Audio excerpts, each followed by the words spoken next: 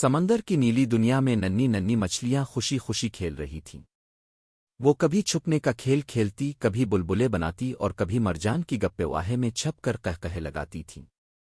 ان سب کی دیکھ بھال بڑی اور سمجھدار مچھلی نیلو کرتی تھی۔ نیلو سب سے مہربان تھی اور سب اسے ای نیلو آپی او کہہ کر بلاتے تھے۔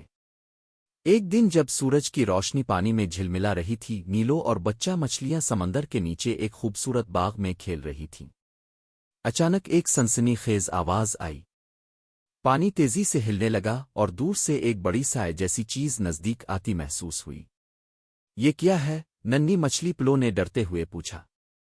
نیلو نے دور دیکھا اور فوراً پہچان لیا۔ یہ تو شارک ہے، اور لگتا ہے وہ بہت بھوکی ہے۔ سب مچھلیاں گھبرا گئیں۔ کوئی مرجان کے پیچھے چھپنے لگا، کوئی پانی کی تہہ کی طرف بھاگنے لگی۔ نیلو نے فوراً کہا، پریشان نہ ہو، سب میرے ساتھ رہو، ہم سمجھداری سے اس مشکل سے نکلیں گے۔ نیلو سب کو لے کر ایک قریبی غار کی طرف گئی، جو چھوٹی مچھلیوں کے لیے محفوظ تھی لیکن اتنی تنگ تھی کہ شارک وہاں نہیں آ سکتی تھی۔ یہاں چپ چاپ چھپ جاؤ اور آواز مت نکالنا، نیلو نے کہا۔ شارک غصے میں آدیر الفادیر تیرتی رہی، اسے ننھی مچھلیوں کی خوشبو تو آ رہی تھی مگر وہ انہیں دیکھ نہ سکی۔ اس نے غار میں گھسنے کی کوشش کی مگر وہ پھنسنے لگی۔ آخرکار شارک تھک گئی اور مایوس ہو کر واپس چلی گئی۔ بچہ مچھلیاں خوش ہو گئیں۔ سب نیلو کے گرد جمع ہو گئیں اور کہا، نیلو آپی اب نہ ہوتی تو ہم کیا کرتے؟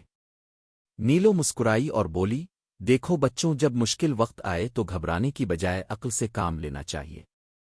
اگر ہم سب مل کر سوچیں اور سمجھداری سے کام لیں تو کوئی بھی مشکل ہمیں نقصان نہیں پہنچا سکتی۔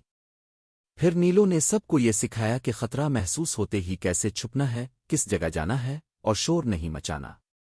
اس دن کے بعد ننھی مچھلیاں مزید ہوشیار ہو گئیں۔ وہ نہ صرف کھیلتی تھیں بلکہ ہر روز نیلو سے کچھ نہ کچھ نیا سیکھتی تھیں۔